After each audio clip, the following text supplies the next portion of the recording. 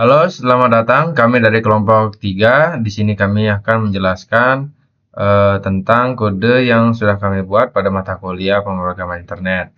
Jadi, kode yang kami buat ini adalah kode tentang download stream, data stream, dan juga website reading. Sebelum kami mulai penjelasan, biarkan saya memperkenalkan kelompok kami terlebih dahulu. Yang pertama ada Imadi Arya Krisnandi dengan NIM F1D022048.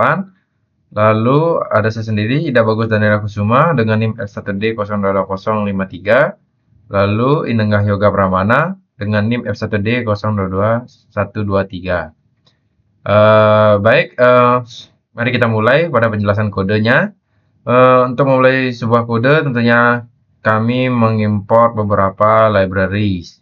Di sini ada import Java AWT. Import Java AWT di sini menyediakan kelas dasar untuk membuat GUI, termasuk komponen grafis seperti color, font, dimension, border layout, dan lain-lain. Lalu ada juga kami menggunakan import Java AWT action event. Jadi action event merupakan kelas spesifik yang merepresentasikan aksi pengguna seperti menekan tombol digunakan oleh action perform untuk menentukan tombol mana yang ditekan oleh user. Lalu ada juga Java AWT action listener. Jadi interface yang harus diimplementasikan oleh kelas dalam hal ini untuk app GUI agar dapat merespons aksi pengguna seperti mengklik tombol. Lalu di sini kami juga menggunakan Java.io. Jadi Java.io menyediakan kelas untuk operasi input dan output melalui stream data. Ini sangat penting dalam metode download file action yang sudah kami buat dan data stream action. Jadi, ini juga meliputi file input stream, file output stream, data output stream, data input stream, file input stream, dan buffer reader. Lalu kami juga menggunakan library java.net. Jadi java.net ini menyediakan kelas untuk membuat koneksi jaringan. Jadi ini adalah dasar dari metode download file action kami dan read website action kami.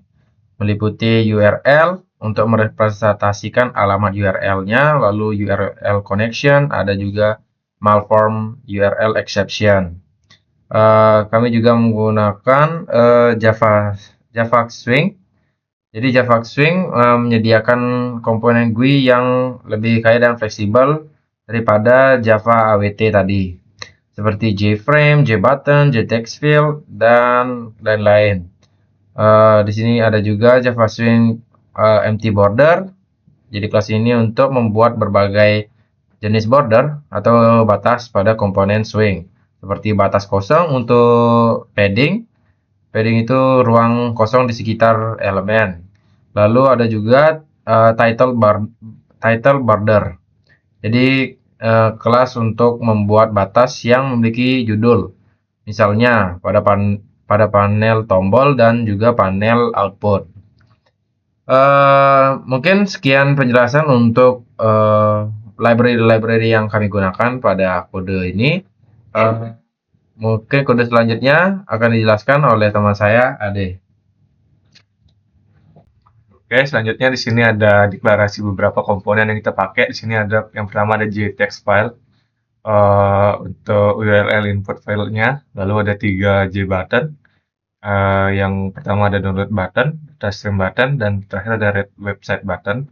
Dan yang terakhir ada komponen JText area untuk output areanya. Lalu selanjutnya di sini ada konstanta untuk mengatur tampilannya agar lebih menarik. Oke, selanjutnya ada konstruktor apps GUI-nya. Di sini saya mengatur lebar GUI-nya itu lebarnya itu 750 dan tingginya 580. Lalu di sini ada background color-nya, lalu ada border yang kami pakai yaitu border layout. Lalu di sini ada beberapa panel. Yang pertama ada main container, yaitu panel utama yang menjadi wadah semua elemen GUI-nya. Lalu ada panel to panel yang berfungsi untuk menampung tombol dan input URL di bagian atas. Lalu ada metode create button yang untuk buat 3 tombol tadi. Lalu berikutnya ada create URL input panel untuk membuat area input URL-nya. Lalu saya menambahkan border pada panel menggunakan create title border. Tujuannya agar panel ini memiliki bingkai dengan judul input URL used by read and download. Oke, selanjutnya di sini ada saya membuat panel create button panel yang berfungsi untuk sebagai tempat membuat button-buttonnya. Di sini saya membuat 3 button, yaitu ada download button, data stream button, dan website button. Ya, untuk masing-masing berfungsi untuk sesuai namanya, yaitu download button untuk download, data stream button untuk menyalakan data stream button, lalu di sini ada website button, lalu saya menambahkan 3 button yang telah dibuat ke dalam panel. Oke, selanjutnya akan dijelaskan oleh teman saya, Yoga. Lanjut dengan private void start button ini untuk fungsinya untuk mengatur tampilan. Yang pertama itu button set font. Button font ini untuk mengatur jenis ukuran font. Yang bawahnya button background color ini mengatur background warna colornya. Terus button set foreground color black ini mengatur warna teks tombolnya. Terus button set focus painted ini itu menghilangkan efek fokus atau outline biru. Lanjut dengan button set border. Di sini border fungsional di sini itu fungsinya untuk membuat efek 3D pada tombol. Yaitu lanjutnya dengan button add action register ini menambahkan efek agar tombol merespon klik. Yang terakhir itu button set action command, yaitu menandai perintah komen. Lanjut dengan private JS crown panel. Di sini ada create output area, yaitu output area new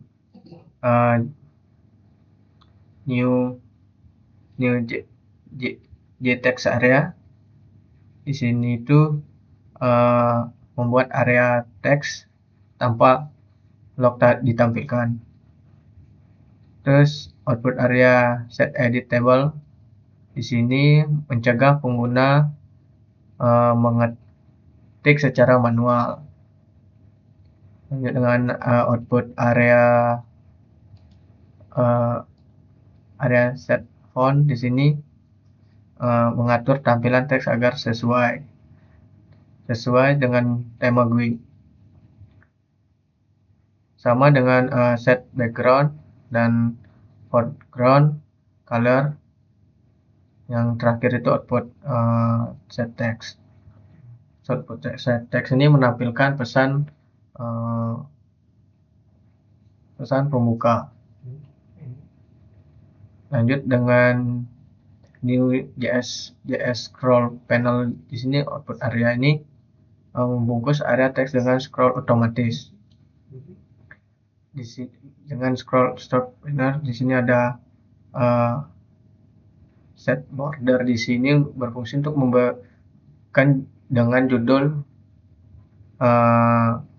console log instant report. Lanjut dengan public static void main. Di sini berfungsi untuk titik masuk program. Dan ada switch titik info letter. Di sini new app GUI itu memastikan GUI dijalankan event dispatch thread, yaitu thread khusus untuk elemen GUI swings. Lanjut dengan public void action performance, yaitu ini dipanggil otomatis saat diklik. Nah,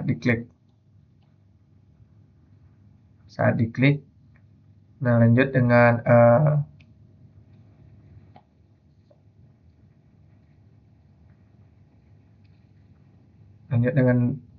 string comment get action comment. Di sini mengambil kode perintah tombol, yaitu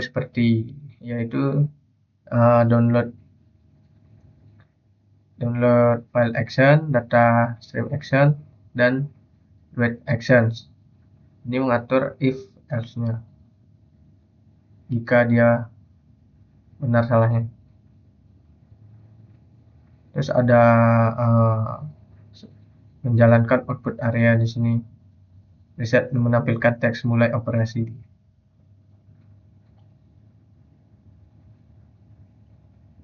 Lanjut dengan penjelasan kode selanjutnya oleh teman saya. Ya, di sini selanjutnya ada download file action. Ya, ini berfungsi untuk mengunduh file dari internet berdasarkan URL yang dimasukkan, lalu menyimpannya ke komputer lokal menggunakan Java IOStream. Lalu pertama ada string URL string ini. Pertama itu mengambil teks dari kolom input URL, lalu memeriksa apakah kosong atau tidak diawali dengan HTTP atau HTTPS. Kalau tidak valid, prosesnya itu akan langsung dihentikan dan ditampilkan pesan error di konsol log. Lalu di sini ada kalau udah memenuhi if condition ini, maka akan memunculkan output berupa memulai proses download dan target URL-nya. Lalu di sini ada file user, yaitu untuk menentukan lokasi penyimpanan filenya setelah di-download. Lalu di sini ada misalnya di sini saya ada punya URL sebuah foto. Di sini namanya itu bla bla bla bla portrait.satorugojo.png. Maka nama file yang akan disimpan itu portrait.satoru.png. Ayo coba kita download. Di sini ketika kita download, kita akan disuruh menentukan tempat downloadnya, tempat tersimpannya. Lalu seperti yang saya katakan tadi, di sini nama file akan otomatis portrait.satorugojo.png. Setelah kita save, akan mendownload file tersebut. Lalu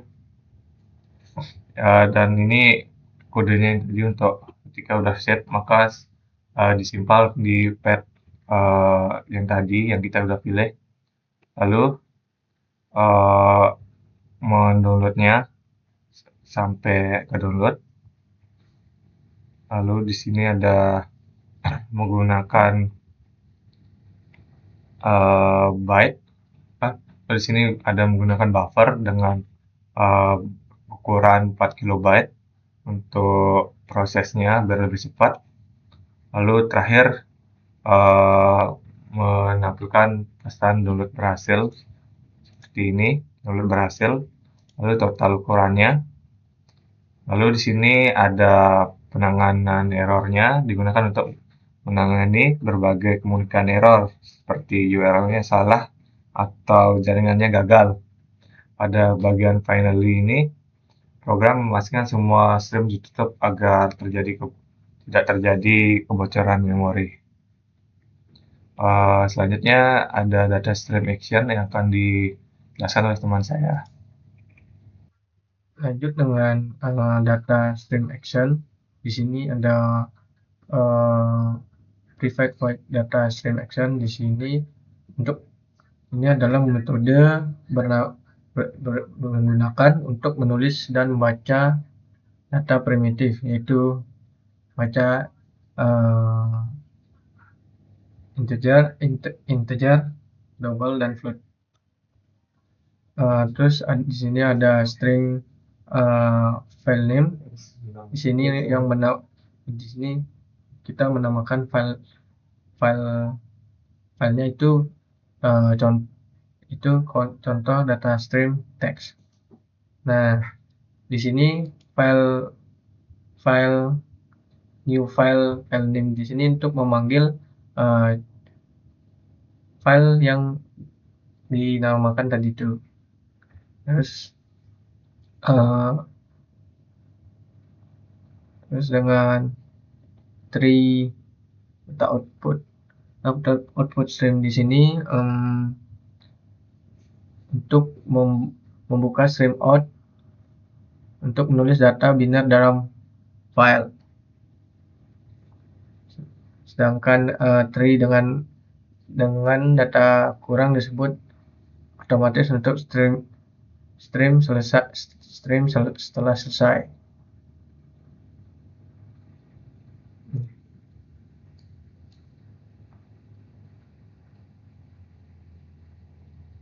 Terus dengan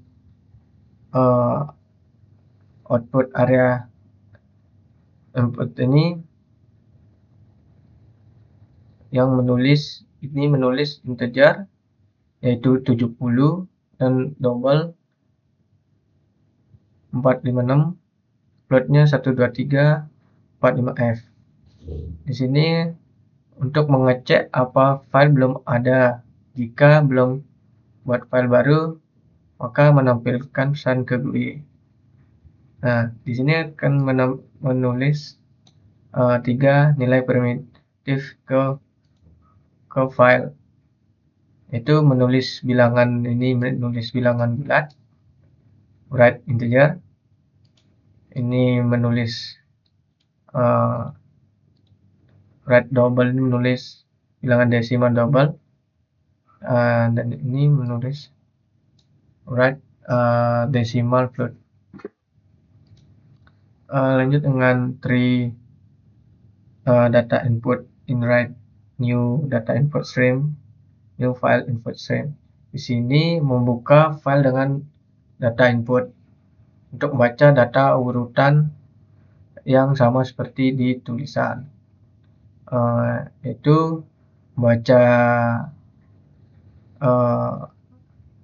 red integer, red double, dan red float.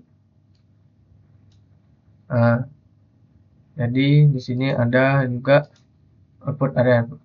Ini membaca streamnya berhasil sama persis dengan untuk write agar hasilnya benar. Di sini ada catch expense. Output area itu menunjukkan error saat operasi data stream. Jika ada kesalahan, maka dia menampilkan error saat operasi data stream. Nah, selanjutnya dengan kode selanjutnya dijelaskan oleh teman saya. Baik, di sini saya akan menjelaskan algoritma tentang fungsi read website action-nya. Jadi, pertama pada read website action ini, pertama dikeluarkan dulu memulai pembacaan konten website. Lalu di sini ada string nextLine, di mana ini berguna untuk mendeklarasikan variabel string. Jadi nextLine ini akan digunakan di dalam loop untuk menyimpan baris teks yang baru dibaca, readline dari stream. Lalu ada URL string sama dengan URL input field get text dan trim. Jadi ini mengambil string URL mentah dari text field GUI. Lalu untuk metode trimnya ini untuk menghapus spasi putih di awal dan di akhir. Jadi ini akan memastikan URL yang bersih sebelum digunakan URL-nya. Lalu di sini ada block if agar tidak terjadi kolom URL yang diinput itu kosong. Lalu di sini juga ada melakukan validasi input untuk defaultnya itu http // ataupun https // misalnya kita menginput google.com, nanti kode akan secara otomatis menambahkan ini http ini agar URL memiliki format yang valid untuk koneksi jaringannya. Lalu di sini URL sama dengan null, lalu ada URL connection. Nah, di sini deklarasi variabel URL con dan buff diinisialisasi ke null sebagai ya biar ini sebagai praktik yang paling baik menurut saya.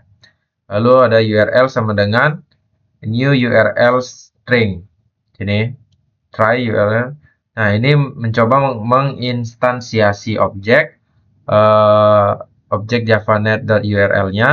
Ini adalah langkah pertama yang akan melempar malform URL exception tadi jika string tidak sesuai sintaks URL standar, misalnya mengandung karakter yang ilegal. Lalu ada URL connection sama dengan URL open connection. Ini membuat koneksi abstrak ke sumber daya yang direferensikan oleh URL. Jadi objek URL connection ini yang mengatur protokol koneksi, misalnya HTTP tadi. Lalu ada URL con .set connection timeout. Jadi menetapkan batas waktu 5 detik. Ini mencegah aplikasi hang tidak terbatas jika server tujuannya tidak merespon atau jika waktunya habis. Lalu di sini ada try input stream in stream sama dengan new input stream reader dalam kurung URL con.get input stream just set name UTF-8. Jadi ini adalah blok kunci yang menjamin input stream readernya akan ditutup secara otomatis, memastikan tidak ada kebocoran resource input output jaringan. URL con.get input ini juga mendapatkan input stream dari koneksi. Ini adalah aliran byte mentah yang diterima dari jaringan. Lalu new input stream reader ini adalah wrapper pertama. Jadi ini mengkonversi byte stream menjadi karakter stream. Spesifikasinya itu UTF-8. Penting untuk memastikan encoding karakter yang benar, terutama ini untuk konten-konten web. Lalu ada buff sama dengan new buffer reader dalam kurung in stream. Ini wrapper kedua. Buffer reader meningkatkan kinerja dengan buffering atau penyimpanan sementara buffering karakter dalam memori, memungkinkan pembacaan yang lebih cepat dan metode .readline yang efisien. Lalu ada loop while. Sini ada loop while next line sama dengan buff read line. Jadi ini melakukan pembacaan baris berikutnya. Nilai yang dibaca ditugaskan ke next line dalam ekspresi yang sama. Lalu tidak sama dengan 0 dan line count-nya 10. Ini untuk membatasi jumlah yang dibaca, konten web yang dibacanya itu 10 baris saja. 10 baris pertama saja. Lalu output baris yang terbaca dicetak ke output area menggunakan string.format. Lalu di sini ada catch malform URL exception. Ini menangkap error yang terjadi pada tahap instansiasi URL atau kesalahan format URL tadi. Jadi kan nanti dia akan mencetak URL tidak valid. Dan juga ada catch IO exceptions. Ini penangkapan error umum untuk semua masalah input outputnya dan jaringan yang terjadi selama koneksi dan transfer data setelah URL-nya dibentuk. Ini mencakup timeout, timeout, kegagalan DNS, atau misal ada masalah di koneksi servernya. Jadi dia akan mengeluarkan pesan tidak dapat membaca dari internet, IO exceptions. Baik, di sini saya akan melakukan demo untuk read website action-nya. Jadi di sini saya menggunakan website URL dari kompas.com. Mari kita langsung, sudah di run.